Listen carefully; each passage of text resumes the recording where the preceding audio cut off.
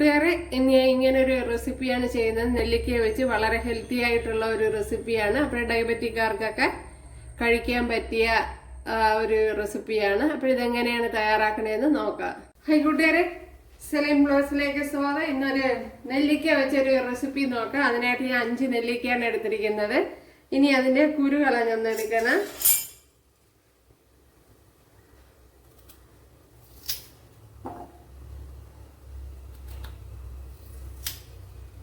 ഇതുപോലെ എല്ലാം കുരു ഇളക്കി എടുക്കണം. ഇപ്പോഴും നെല്ലിക്കയെല്ലാം ഇവിടെ കുരു കളഞ്ഞെടുത്തിട്ടുണ്ട്. ഇനി ഇത്രയും തേങ്ങ എടുത്തിട്ടുണ്ട്. അതൊക്കെ അവരവരെടുക്കണം. നെല്ലിക്കയുടെ അതല്ല അവരവരുടെ ആവശ്യത്തിന് എടുക്കുക. ഞാൻ ഇപ്പോൾ ഒരു 2 ടേബിൾ സ്പൂൺ വരും അത്രയും തേങ്ങ എടുത്തിട്ടുണ്ട്. തേങ്ങ മിക്സിയുടെ ജാറിലോട്ട് ഇട്ട് കൊടുത്തിട്ടുണ്ട്. ഇനി നെല്ലിക്കയും കൂടെ മിക്സിയുടെ ജാറിലോട്ട് ഇട്ട് കൊടുക്കുക.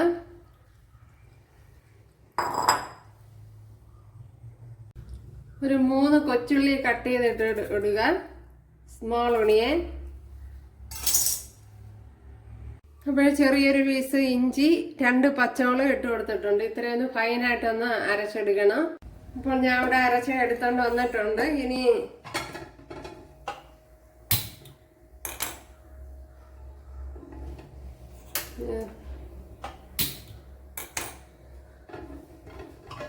ബാക്കി കാര്യങ്ങളൊക്കെ ചെയ്യണം. അപ്പോൾ ഇതിൽ കുറച്ച് ഞാൻ തൈര് ഒഴിച്ചു കൊടുത്തിട്ടുണ്ട്. തൈരും കുറച്ച് ഉപ്പും ഒഴിച്ചു കൊടുത്തിട്ടുണ്ട്.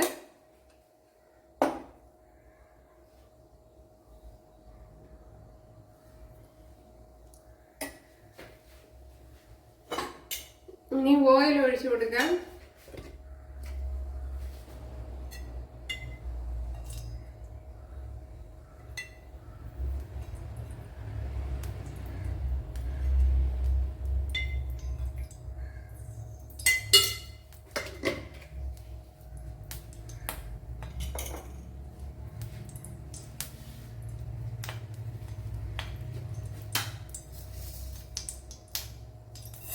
കടുക് ഇട്ട് കൊടുക്കുക.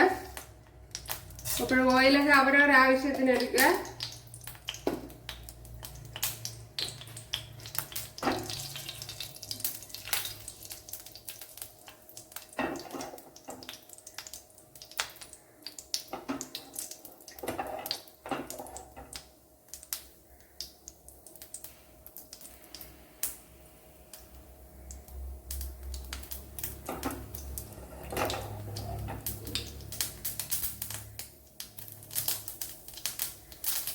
ഉള്ളി അരിഞ്ഞത് ഇട്ട് കൊടുക്കുക.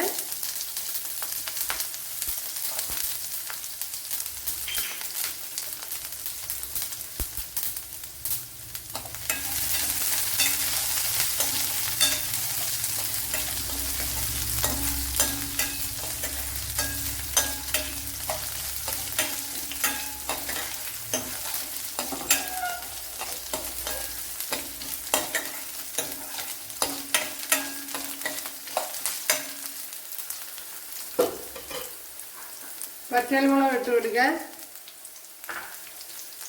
അതുപോലെ കറി ലീവ്സ് ഇട്ട് കൊടുക്കുക.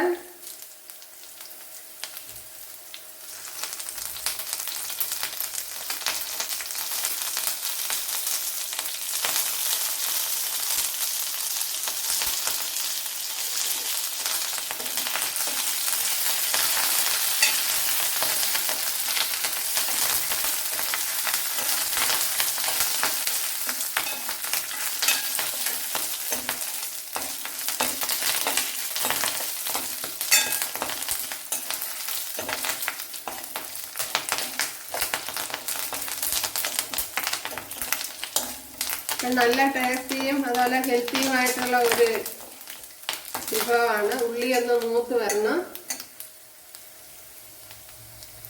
ഇനി അരച്ച് വെച്ചിരിക്കുന്ന ഒഴിച്ചു കൊടുക്കുക.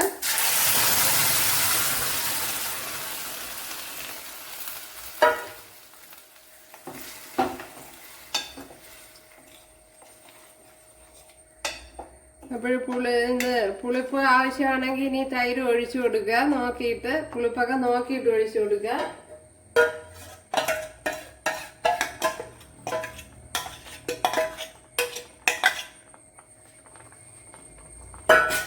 ഉപ്പുണ്ടാന്ന് നോക്കാം.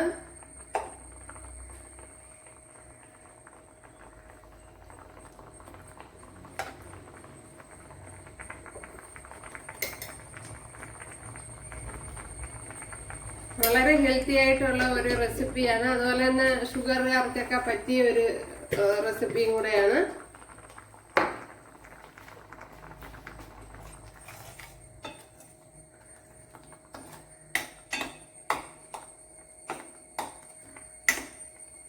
ഓക്കെ, ഇത് തന്നെ മതിയാവും. അപ്പോൾ ഒരുപാട് തിളപ്പിക്കണ്ട.